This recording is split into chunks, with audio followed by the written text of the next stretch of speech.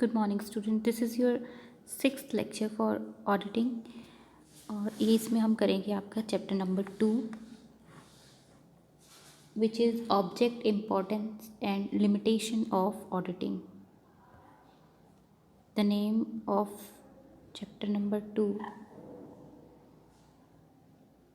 is objects importance and limitation of auditing की अंकेक्षण के उद्देश्य क्या हैं, उसका अंकेक्षण का महत्व क्या है और अंकेक्षण की सीमाएं क्या क्या हैं, किस लिए अंकेक्षण किया जाता है और अंकेक्षण करने के हमें क्या लाभ होते हैं और अंकेक्षण की कमियां क्या क्या हैं जिसके कारण हमें अंकेक्षण पूरा लाभ नहीं पहुंचा पाता। तो ये हमारे चैप्टर का कॉन्सेप्ट रहेगा जिसमें हमारे पास हम शुरू कर रहे हैं ऑब्जेक्ट्स ऑफ ऑडिटिंग।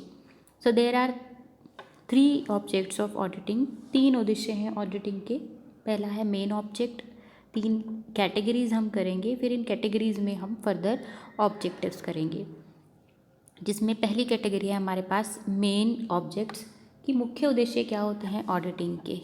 तो ऑडिटिंग के जो मेन ऑब्जेक्ट्स हैं they are to find out the truthness, completeness and regulation of books of accounts की सबसे जो मेन ऑब्जेक्टिव है इसमें सिर्फ एक ही कैटेगरी रहेगी, मेन ऑब्जेक्ट में सिर्फ एक ही ऑब्जेक्टिव रहेगा to find out the truthness कि बुक्स ऑफ अकाउंट कितने ट्रू हैं यानी सच्चे हैं, कंप्लीटनेस यानी पूरे हैं या नहीं, और रेगुलेशन यानी कि नियमों के अनुसार सभी काम किए गए हैं या नहीं, कि बुक्स ऑफ अकाउंट्स के में अकाउंट्स को प्रिपेयर करने के लिए अकाउंटिंग के सारे प्रिंसिपल्स को यूज़ किया गया है या नहीं, अकाउंटिंग स्टैंडर्ड्स को यूज़ किया गया है या नहीं, ये सब चेक करना हमारी ऑडिटिंग का पहला ऑब्जेक्टिव होता है।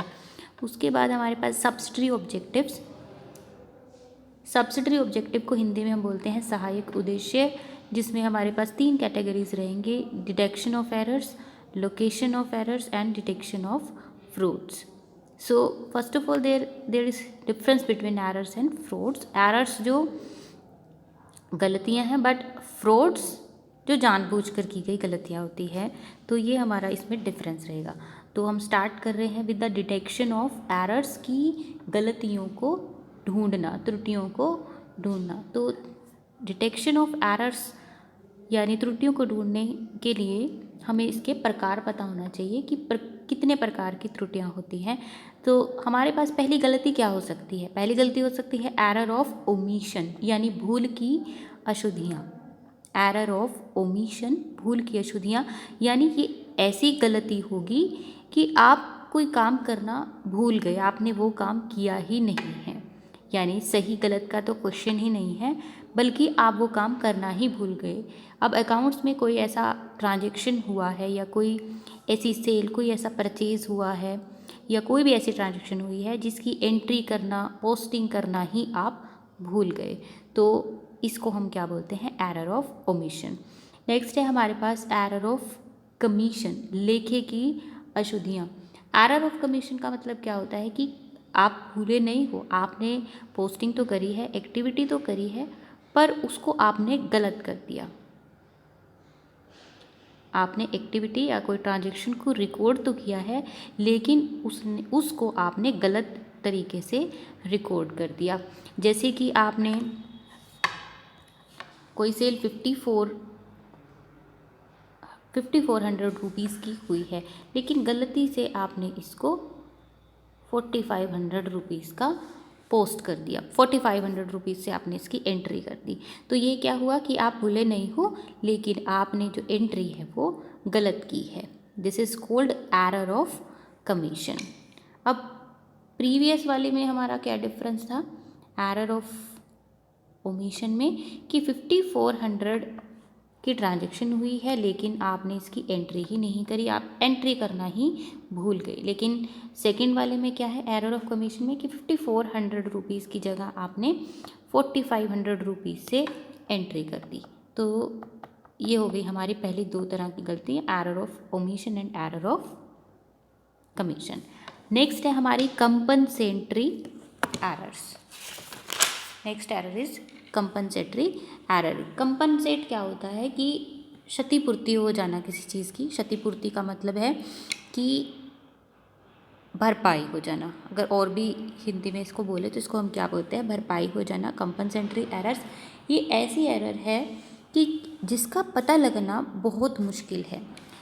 सपोज़ एक एंट्री है 500 रुपीज़ की। ये 500 रुपीज़ आपने ए अकाउंट में, ए कोई व्यक्ति है, इसके अकाउंट में आपने 500 रुपीज़ को डेबिट करना था, लेकिन आपने गलती से इसके अकाउंट में 50 रुपीज़ को डेबिट कर दिया।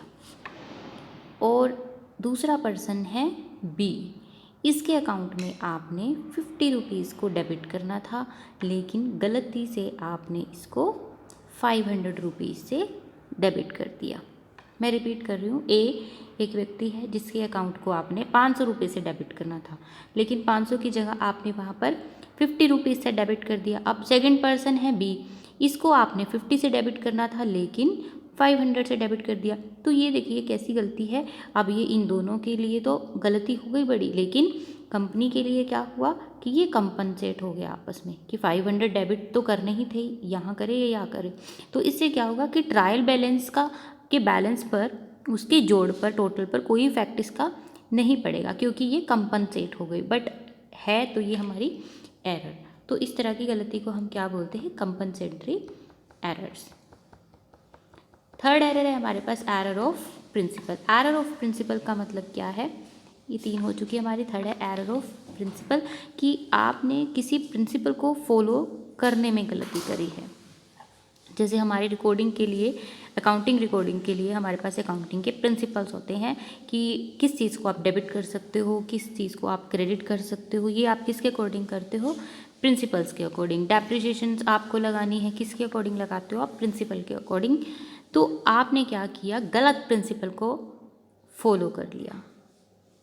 यहाँ पर एंट्री करते समय आपने गलत प्रिंसिपल को फॉलो किया कि एक चीज़ है उसको आपने डेबिट करना था, लेकिन आप प्रिंसिपल को गलत फॉलो किया, उसको क्रेडिट कर दिया। तो इससे क्या होगा, वो पूरी की पूरी एंट्री और उसका मतलब ही चेंज हो जाएगा। नेक्स्ट है हमारे पास एरर ऑफ डुप्लीकेशन। डुप्लीकेशन का मतलब क्या होता है कि आपने उसी एंट्री को 2 बार कर दिया। डेबिट करना है 500 को, डेबिट कर दिया, दोबारा से आपने ए के अकाउंट में 500 को डेबिट करना है। आपने क्या किया, एक बार आप ये एंट्री कर चुके हैं, दोबारा से फिर से आपने क्या किया, ए के अकाउंट में 500 को डेबिट कर दिया। तो ये हमारी कैसी गलती हुई, error of duplication. So these were the types of errors. Types of error, जब आपको गलतियों के प्रकार बताऊंगी तभी आप उनको डिटेक्ट, यानी कि डिटेक्ट मतलब उनको तभी आप ढूंढ पाओगे। तो ये हमारा था फर्स्ट, डिटेक्शन ऑफ एरर। हम कर रहे हैं subsidiary objectives of auditing. Next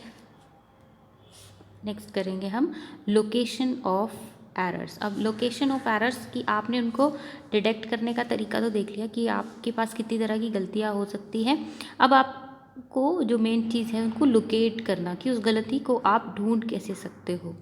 जब आप गलती को ढूंढोगे तभी तो उसे करेक्ट कर पाओगे। तो लोकेशन ऑफ एरर का काम अदरवाइज़ ऑडिटर का नहीं होता, ये काम तो जो अकाउंट्स को प्रिपेयर कर रहा है उसका ही है। लेकिन अगर ऑडिटर ये काम करता है तो इसके लिए वो कुछ एक्स्ट्रा पैसे लेगा। लोकेशन ऑफ एरर्स में हम क्या प्रोसीजर रहेगा कि आप कैसे ढूंढते हैं, कि एरर्स को आपने ढूंढना है कि अशुद्धियाँ किस जगह पर है या फिर किस कारण से है। तो अब जैसे मैंने आपको बताया कि अकाउंटेंट का ये, ऑडिटर का ये काम नहीं होता कि वो जगह भी पता करेगा, वो सिर्फ बैलेंस को चेक करता है या फिर प्रिंसिपल्स को चेक करता है। लेकिन अगर ऑडिटर को ये काम भी करना पड़ जाए, यानी उसको लोकेट भी करना पड़ जाए that where is the error, तो उसके लिए वो फिर एक्स्ट्रा चार्ज करता है। अब उसके लिए जो एक ऑडिटर एरर्स को लोकेट करने के लिए जो प्रोसीजर फॉलो करता है वो क्या है, the first step is checking of total of trial balance. वो सबसे पहले क्या करेगा, जो ट्रायल बैलेंस है हमारा उसके टोटल को वो चेक करता है। उसके बाद है to find the amount of difference. अगर वो टोटल मैच नहीं कर रहा, इसका मतलब गलती है, तो वो क्या करेगा, उस टोटल जो भी उन दोनों का टोटल आ रहा है उनका वो डिफरेंस देखता है कि कितने का अंतर है। फिर उस अंतर को making the amount of difference half, फिर उसको वो हाफ करके चेक करता है। वो आपने डिफरेंस निकाला। एक एग्जांपल ले लेते हैं इसका। सपोज़ एक तरफ का डिफरेंस आ रहा है 500, सॉरी एक तरफ का टोटल है 500 और सेकंड तरफ का 700। तो आपने क्या करना है, अब ये टोटल नहीं आ रहा तो दोनों क्या आने चाहिए, ये 700 इधर और 700 इधर, लेकिन ये हमारा ये मैच नहीं हो रहा, तो यानी कहीं ना कहीं गलती है। तो इस गलती को फाइंड आउट करने के लिए वो क्या करता है, 700 और 500 को हाफ कर लेता है, सॉरी डिफरेंस इसका निकाल लेता है। तो 700 और 500 का डिफरेंस कितना होगा, 200। फिर उसको वो 200 को हाफ कर देगा, क्या कर देगा, 100। फिर वो देखता है कि क्या पूरे ट्रायल बैलेंस को चेक करता है कि कहीं पर 100 के इक्वल कोई अमाउंट तो नहीं है, या फिर 100 की कोई ऐसी अमाउंट तो नहीं है जो लिखने से छूट गई है, 100 का कोई ऐसा ट्रांजैक्शन तो नहीं है जिसकी एंट्री कोई छूट रही है। तो इसके बाद भी अगर हमें ये प्रोसीजर करके भी नहीं पता लगता तो हम नेक्स्ट क्या करते हैं, इसको हम 9 से डिवाइड कर देते हैं। इसको हमने क्या करना है, इस हाफ को हमने 9 से डिवाइड कर देना है। ये प्रोसीजर है, रूल है, आपको ऐसे ही आपको लोकेट करना है। तो इसको आपने 9 से डिवाइड करना है।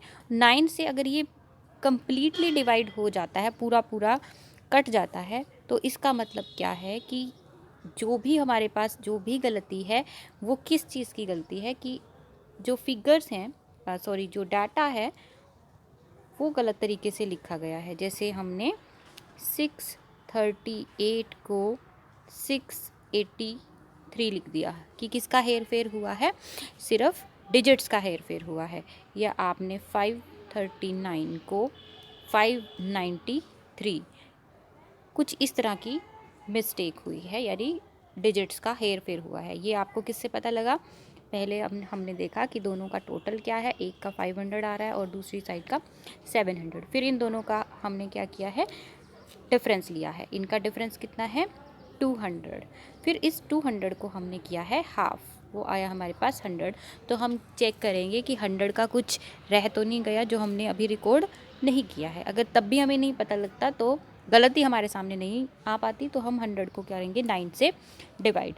अगर ये 9 से कम्प्लीटली डिवाइड हो जाता है तो इसका मतलब जो भी एरर है वो कैसी एरर है, वो डिजिट्स की हेरा फेरी हुई है। ये जैसे कि 639 को आपने 693 लिख दिया और सो ऑन। उसके बाद अभी भी गलती अगर आपको नहीं पता लगी तो आप नेक्स्ट क्या करोगे, अभी हमने यहाँ तक का प्रोसीजर फॉलो कर लिया है। नेक्स्ट हम जो जर्नल एंट्रीज़ हैं हम उनको चेक करेंगे कि कोई एंट्रीज तो नहीं, जो कोई एंट्री तो नहीं रह गई। जो हमारा लेजर फोलियो है, एंट्री के सामने या फिर एंट्री के साथ जो लेजर फोलियो है उसको हम चेक करेंगे LF को, कि क्योंकि अगर किसी के सामने LF नंबर नहीं लिखा हुआ है इसका मतलब वो एंट्री को हमने लेजर्स में ट्रांसफ़र नहीं किया है, तो वहाँ से भी हमारी एरर लोकेट हो सकती है। उसके बाद हम करेंगे चेकिंग ऑफ सब्सिडरी बुक्स, जो हमारी सहायक बुक्स होती हैं, जैसे सेल बुक बनाते हैं, परचेज बुक बनाते हैं, उनमें भी जो फर्स्ट एंट्री होती है, हमारी जो फर्स्ट ट्रांजैक्शन होती है वहीं पर रिकॉर्ड की जाती है, तो हम वहाँ से चेक कर सकते हैं। नेक्स्ट रहेगा हमारा checking of posting of subsidiary books, कि सब्सिडरी बुक्स में हमने जो पोस्टिंग करी है क्या वो सही पोस्ट करा है या नहीं। उसके बाद है checking of balance of ledger, जितने भी लेजर्स अकाउंट हमने बनाए हैं उन सब के बैलेंस को हम चेक करेंगे, और जो बैलेंस हमने उसमें से कैरी फॉरवर्ड किया है उस कैरी फॉरवर्ड वाले बैलेंस को भी हमने दोबारा से चेक करना है। कि कई बार क्या होता है कि हमने बैलेंस हमने एक, जैसे आप कॉपी पे काम कर रहे हो और वो जो आप कैरी फॉरवर्ड करते हो वो नेक्स्ट पेज पर आना है, तो वो नेक्स्ट पेज पर आप गलती से कुछ गलत बैलेंस भी फॉरवर्ड करके लिख सकते हो, तो ये भी गलती हो सकती है। Then checking of opening entries, opening entries को चेक करना है आपने, comparison with last year trial balance. अब एक कंपनी ऑलमोस्ट जो है वो सेम तरह की ट्रांजेक्शन्स ही करती है, तो ये भी एक तरीका है कि आप पिछले साल का ट्रायल बैलेंस चेक कर सकते हो, कि वहाँ से भी आपकी कुछ ना कुछ गलती आपको पता चल सकती है। तो ये था हमारा लोकेशन ऑफ एरर्स। नेक्स्ट हम करेंगे डिटेक्शन ऑफ फ्रॉड। हमारे सब्सिडरी ऑडिटिंग के सब्सिडरी ऑब्जेक्टिव्स का जो तीसरा पार्ट है वो क्या है, डिटेक्शन ऑफ फ्रॉड्स। यानी कि अब फ्रॉड्स का मतलब क्या होता है, इंटेंशनल मिस्टेक, ऐसी गलतियाँ जो कि जानबूझकर की गई हैं। किसी गलत मकसद से की गई हैं। लेकिन एरर्स कौन सी होती है? जो कि अपने आप से हो जाती हैं, लेकिन फ्रॉड्स क्या है? जो जानबूझ के किए गए हैं। अब फ्रॉड्स में हमारे पास क्या आता है? सबसे पहले आता है embezzlement of cash. Embezzlement of cash, जैसे देखो आप पिक्चर में देख सकते हो कि वो क्या कर रहा है, कैश की हेरा फेरी, कैश को वो ऑफिस से अपने चुरा कर ले जा रहा है। तो इसको हेरा फेरी करने के भी बहुत सारे तरीके हैं, वो किसी भी तरीके से इसको एम्बेजल कर सकता है। वो क्या तरीके होते हैं कि सपोज़ कोई सेल हुई है और वो उसको सेल को की एंट्री ना करके, सेल को ना दिखा करके वो क्या कर सकता है, कैश अपने पास रख सकता है। या और भी कुछ, वो कोई भी एंट्री को करेगा नहीं और उसके बदले में जो उसको पैसे आए हैं हमारे बिजनेस में, उनको वो अपने पास रख लेता है। तो इसको हम क्या बोलते हैं? Embezzlement of cash. और इसी तरीके से सेल रिटर्न होती हैं कई बार, तो सेल रिटर्न को शो तो कर दिया या सेल रिटर्न बेसिस पर करके उसमें गुड्स को सेंड नहीं किया, जबकि पैसों को अपने पास रख लिया। या कुछ कस्टमर्स के साथ मिलकर भी हमारी कंपनी में कैश की एम्बेजलमेंट हो सकती है। दूसरा है मिस एप्रोप्रिएशन ऑफ गुड्स, या फिर इनको गुड्स में एम्बेजलमेंट भी बोल सकते हैं, कि आप वस्तुओं को भी अपने बिजनेस से चुरा कर या फिर कुछ और मैनिपुलेशन करके आप इनको भी लेकर जा सकते हो। अब गुड्स को आप कैसे एम्बेजल कर सकते हो? जैसे आप चुरा कर ले गए, या फिर अपने बिजनेस की या फिर कंपनी की या फिर अपने ऑफिस की चीज़ों को आप अपने पर्सनल यूज़ कर रहे हो उनका, तो ये सब क्या होता है? हमारा मिस एप्रोप्रिएशन या फिर embezzlement of goods.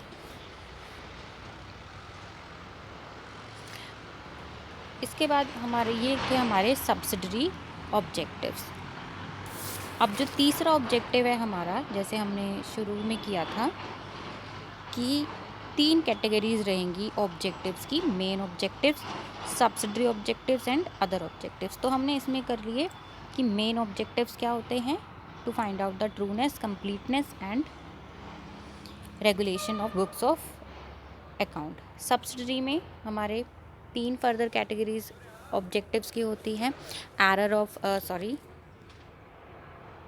Detection of errors, location of errors and detection of fraud. अब जो हमारे पास थर्ड कैटेगरी है which is other objectives. Other objectives में हमारे ऑडिटिंग के ऑब्जेक्टिव्स क्या होते हैं? Moral pressure on employees. इस स्लाइड में नहीं आया, मैं ऐसे ही लिख देती हूँ अदर ऑब्जेक्टिव्स।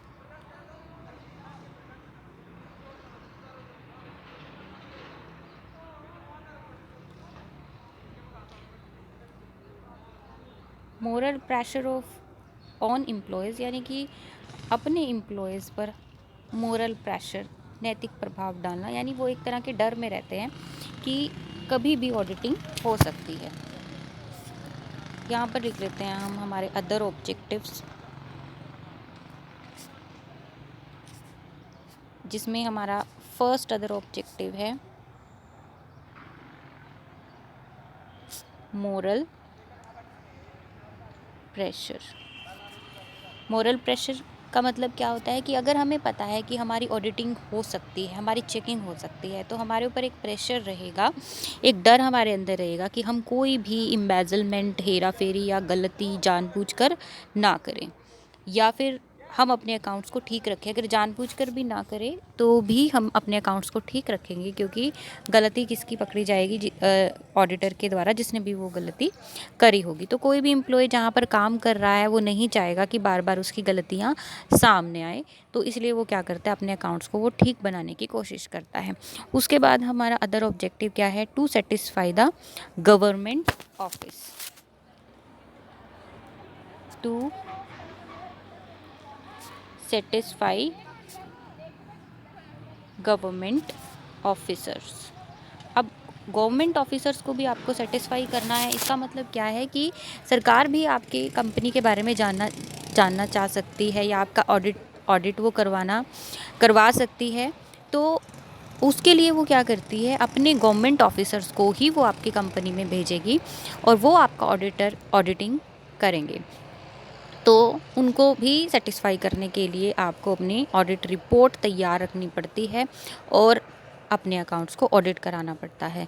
उसके बाद क्या है, वैधानिक आवश्यकता को पूरा करना, फुलफिलमेंट ऑफ लीगल रिक्वायरमेंट। तीसरा हमारा अदर ऑब्जेक्टिव क्या है, लीगल रिक्वायरमेंट। अब कई ऑर्गेनाइजेशंस के लिए ये कंपलसरी होता है कि उनको अपना ऑडिट करवाना ही पड़ेगा।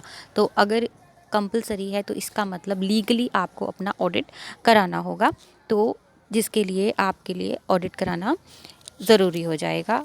तो ये थे हमारे ऑडिटिंग के ऑब्जेक्टिव्स, जिसमें हमारे पास 3 कैटेगरी रही हैं ऑब्जेक्टिव्स की, main objective, subsidiary objective and other objective. Main क्या है, ट्रूनेस एंड कंप्लीटनेस। सब्सिडरी क्या है, एरर ऑफ ओमिशन, भूल की अशुद्धियाँ, गलती से जो हो जाती हैं, यानी आप भूल ही जाते हो वो चीज़ को पोस्ट करना, एंट्री करना। एरर ऑफ कमीशन, जो गलती आपसे आपने जानबूझकर नहीं करी है लेकिन वो गलती आपसे हो गई। एरर ऑफ प्रिंसिपल, जिसमें आपने किसी प्रिंसिपल को फॉलो नहीं किया है या किसी प्रिंसिपल को आपने गलत फॉलो किया है। थर्ड है हमारे पास डिटेक्शन ऑफ फ्रॉड्स। फ्रॉड क्या होती हैं, इंटेंशनल मिस्टेक, जो जानबूझकर गलतियां आप करते हो, जैसे कि कैश की हेरा फेरी कर देना या फिर वस्तु की हेरा फेरी कर देना। या फिर तीसरा होता है इसमें मैनिपुलेशन ऑफ अकाउंट्स। आप अकाउंट्स में भी गड़बड़ी कर सकते हो, अपने हिसाब से आप अपने अकाउंट्स को आप अच्छा भी दिखा सकते हो, अकाउंट्स को बुरा भी दिखा सकते हो। अगर आपको किसी टाइम पर अपनी कंपनी को या अकाउंट्स को आपने अच्छा दिखाना है तो आप उसमें विंडो ड्रेसिंग कर देते हो, अपने अकाउंट्स को आप अच्छा दिखा देते हो। अगर आप चाहो तो आप कॉम्पिटिटर से अपने आप को छुपाने के लिए आप अपने अकाउंट्स में मैनिपुलेशन कर सकते हो। अगर आपको किसी साल कम डिविडेंड आप देना चाह रहे हो कि ज़्यादा डिविडेंड आपको ना देना पड़े, तो आप क्या करोगे, अपने अकाउंट्स में आप कम लाभ दिखा सकते हो। तो ये तरीके होते हैं हमारे अकाउंट्स में गड़बड़ी करने के। और लास्ट था हमारा अदर ऑब्जेक्टिव्स। अदर ऑब्जेक्टिव क्या होता है, सब्सिडरी के ऑडिटिंग के, कि हमारे जो एम्प्लॉयज़ हैं वो सही तरीके से काम करें, गवर्नमेंट के जो ऑफिसर्स हैं या गवर्नमेंट की जो रिक्वायरमेंट है वो भी पूरी हो जाएं, और जो लीगल रिक्वायरमेंट हैं वो भी पूरी हो जाएं। ये हमारे ऑडिटिंग के अदर ऑब्जेक्टिव्स होते हैं। So thank you so much.